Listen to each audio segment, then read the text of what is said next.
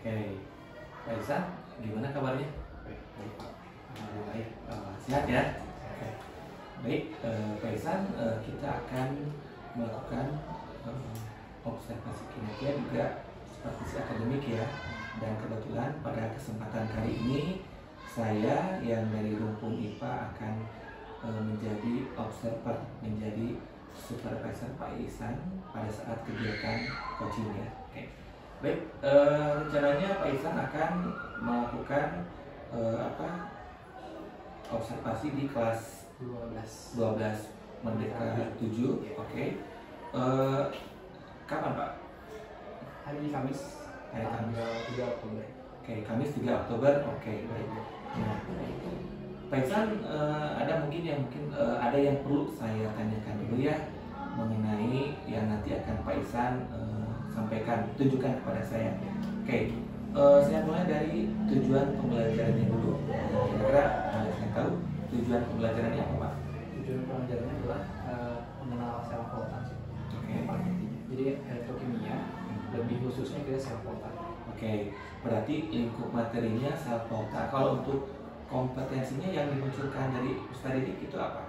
Maksudnya adalah Ustadz Didik bisa menganalisis komponen-komponen yang ada pada sel voltan. Oke, menganalisis komponen-komponen pada sel volta. Berarti ini termasuk level berpikir yang kognitifnya cukup tinggi ya, karena udah di kelas 12 juga. Nah, kemudian ini tuh satu pertemuan ya Pak ya? Ya. Oke, kira-kira dari TP ini apakah sudah spesifik atau akan diturunkan menjadi KKTP Pak? Sepertinya sudah spesifik Pak. Sudah spesifik. Oke. Nah, kemudian untuk modul ajarnya itu kan kita mengenal di modul ajar itu ada tujuan pelajaran yang baru saya tanyakan, kemudian ada juga langkah pembelajaran, kemudian ada asesmen dan juga ada media. Nah, ini menarik nih, pengalaman saya dulu ketika belajar sel volta di bangku kelas menengah itu menarik Pak. Nah, kira-kira langkah pembelajaran apa nih yang akan Pak Ihsan alamikan ke Ustadz Didik kita, apa saja? Pertama, langkah pembelajarannya di modul itu kan rubrik observasi yang akan saya lakukan kan instruksi pembelajaran ya. Yeah. Langkah yang paling dasar itu saya akan demonstrasi terlebih dahulu. Demonstrasi kemudian memberikan animasi ataupun gambaran-gambaran umum lah untuk pendidik. Nah, setelah itu saya akan memberikan beberapa KKPD ataupun asesmen untuk diisi peserta didik. Nah, kemudian peserta didik akan dibagi secara kelompok, kemudian di depan untuk menjabarkan hasil dari analisis mereka. Oke. Nah, untuk medianya nih Pak, saya tertarik nih dengan medianya. Kalau kimia kan mungkin identik dengan praktik ini. Nah, untuk yang nanti akan Pak Ihsan lakukan, apakah itu berbasis digital kah atau hibrid kah, atau kita akan murni melakukan praktikum? Kalau misalkan di modul yang akan saya kerjakan, di situ hybrid Pak. Jadi pertama saya akan demonstrasi menggunakan alat-alat, kemudian saya akan animasikan. Jadi divisualkan. Kalau misalkan untuk praktikum itu kan tidak terlihat kasat mata ya. Nah, untuk memvisualkan hal-hal abstrak itu saya gunakan animasi. Jadi hybrid.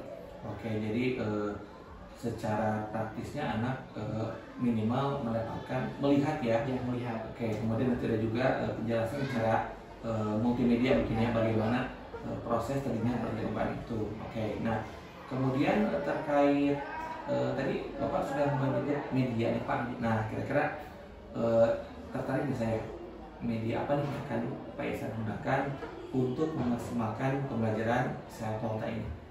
Kalau media sepertinya saya akan menggunakan flash player. Jadi seperti animasi yang bergerak, mesin bergerak. Di layar ini ya Pak, di layar yang praktikum itu kan udah pasti pakai alat tambahan. Nah, untuk digitalnya saya akan pakai flash player. Jadi anak bisa mencocokkan gitu Pak. Jadi anak akan dikasih gambaran kosong gitu. Kemudian kan ada rangkaian. Jadi si anak akan mencocokkan sendiri gitu. Rangkaiannya.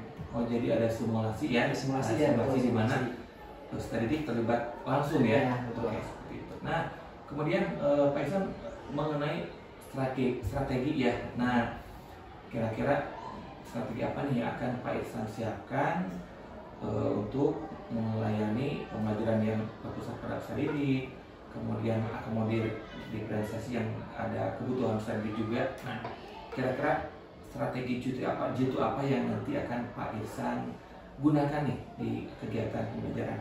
Strateginya saya akan menggunakan kayak berbasis inquiry learning gitu Pak. Iya. Jadi ada selembaran untuk melihat melihat siswa. Jadi akan saya gunakan selembaran. Nah, di situ kan ada gambar-gambar. Iya. Takutnya nanti siswa malah biar fokus ke situ Pak. Jadi fokus ke pembelajaran. Jadi saya akan gunakan selembaran situ yang ada gambar-gambar sel volta segala macam gitu. Jadi biarkan anak fokus dulu situ, biar kan anak jadi tertarik gitu Pak. Jadi oh ini gambar apa sih gitu. Nah baru saya akan jelaskan di depan. Oke, baik.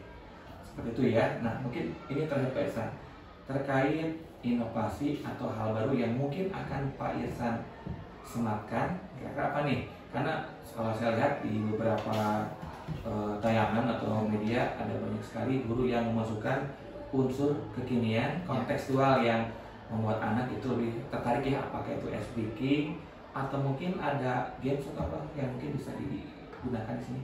Oh, kalau misalkan inovasi sepertinya saya tertarik untuk virtual lab Pak. Virtual lab. Jadi kan demonstrasi di depan. Iya. Anak juga harusnya bisa langsung visual. Jadi tidak hanya melihat gambar, karena kalau misalkan kita ke laboratorium itu kan harus ada simulasinya dulu Pak ya. Iya. Jadi untuk persiapan ke lab kita simulasi visual dulu. Jadi tidak langsung terjun gitu istilahnya. Oke, baik. Terima kasih Pak Ihsan yang tadi Bapak sampaikan akan menjadi catatan saya untuk kemudian nanti kita akan menyimak actionnya Pak Ihsan di kegiatan pas pelaksanaan observasi. Terima kasih Pak, semoga diberikan kemudahan di pelajaran. Oke, sampai jumpa. Pertanyaannya?